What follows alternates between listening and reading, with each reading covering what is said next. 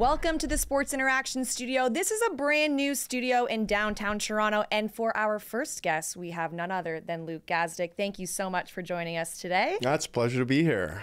Really excited to talk about all the NHL things from the off season to the past playoffs, kind of just dig into it with Luke, a former pro hockey player himself.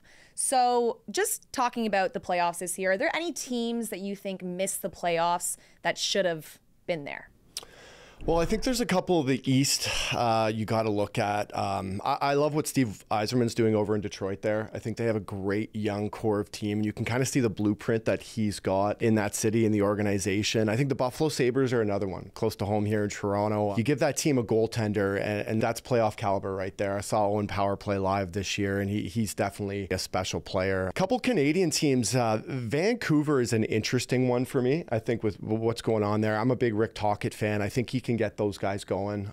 They have the goaltending. They have some special young players, and it's going to be up to Patrick Alvin and the management staff there to kind of build around that. And I think everyone's interested to see what's going to happen in Calgary here. Ryan Huska, who got the job, was a former coach of mine in Stockton, and I know what he's all about. And I'm thinking getting Daryl Sutter out of there was probably the best for those players. And I think Calgary is a team that we're going to see, jump in there probably next year. Yeah. So are there any teams as well that you think made the playoffs that shouldn't have been there in the first place?